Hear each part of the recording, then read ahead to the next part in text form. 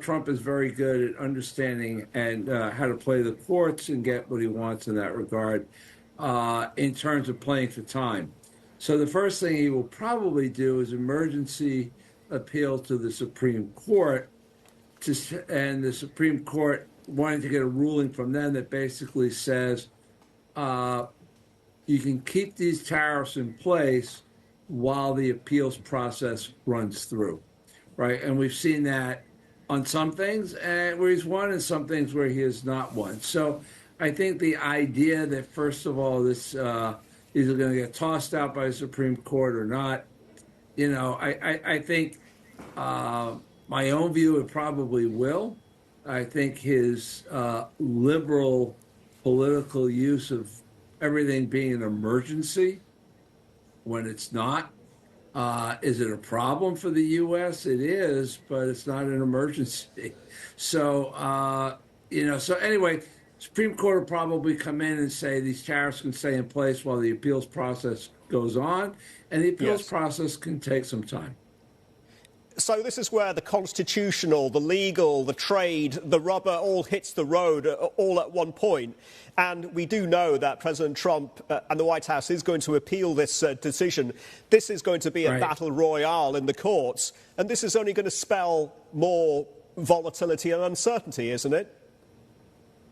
Yeah, it is. And, stepping a half step away from the international economic obvious implications of this, this really gets to, his reaction to this, and what happens is something that's been brewing here ever since he's taken office, which is, will he yield to a court ruling or not? Or will he ignore it? Will he use the power of his own immunity to basically say, you can't come get me and I'm going to do what I want? This constitutional crisis has been on the low boil here, so to speak, on a number of different issues. And this may very well end up bringing it to a head. Not in the next day or two, and not in the next week or two, but this is certainly something that's there. It's interesting. If you think about it, it takes longer to get these things through Congress. But with the Republican Congress, and with these changes that he wants to get through, he would have been better off legislating rather than going through executive order, because then what he does, the permanence of what he does, would last, as opposed to these executive orders, because then the next president that comes in, Republican or Democrat, can simply reverse them. Now, the argument would be that once you're getting $200 billion in revenue, no president's going to reverse it, but one can. So the shortcut, which is, really about performance, which we know performance is a big part of, Trump's presidency, and Trump himself really, is a big aspect of this. And so, I think that this king-like executive order was always going to, at some point, run into the courts. And, this is where, the difference between being a monarchy and being a constitutional democracy is the legal system. It's interesting, even that overturning it was the Humphrey rule, about they just did about firing these people. The Humphrey rule was put in by Republican conservative justices to push back and hold back FDR's attempt to make himself king-like. So we'll see.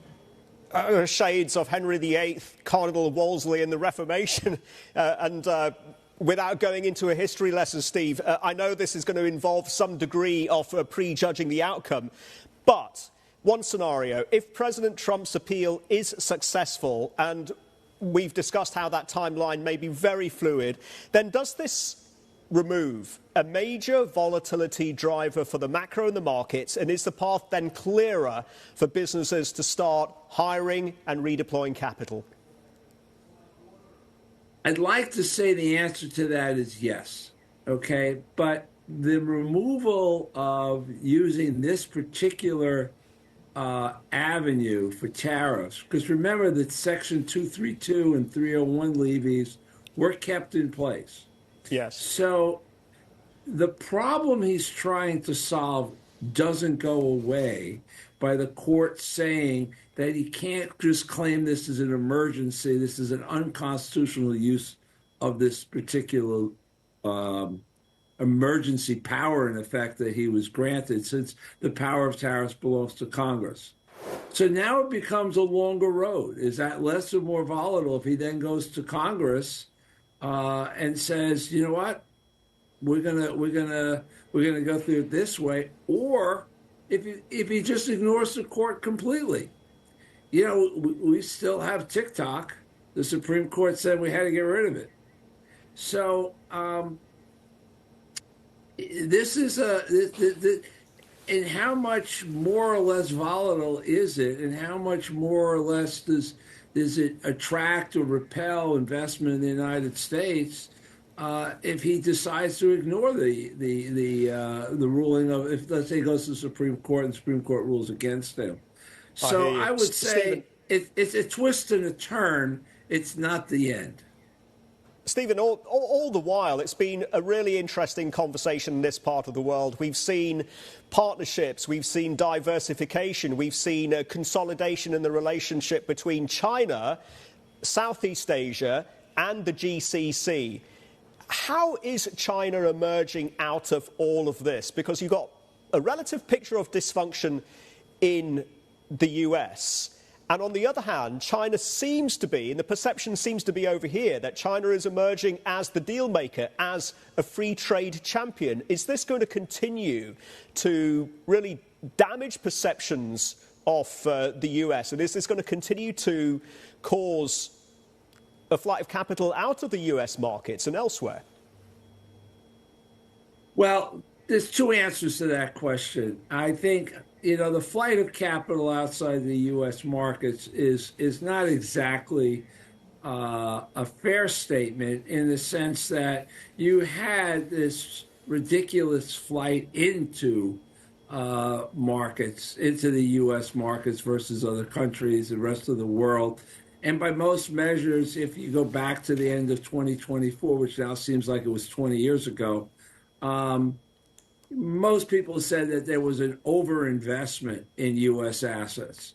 So you can look at it more broadly and say, is this really a flight out, or just a rebalancing towards something that makes a little bit more sense? So, but I think the first point you bring up in terms of the politics of it, I think is very critical.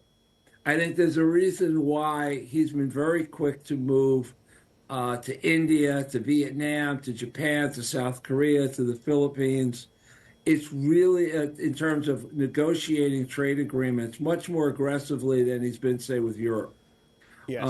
And it's because China and even Trump and the U.S. understand, and I should add Taiwan into that, understands that controlling trade, or having good trade negotiations and good trade relations, is critical in terms of maintaining the balance of power between China and the U.S. And both are playing that game.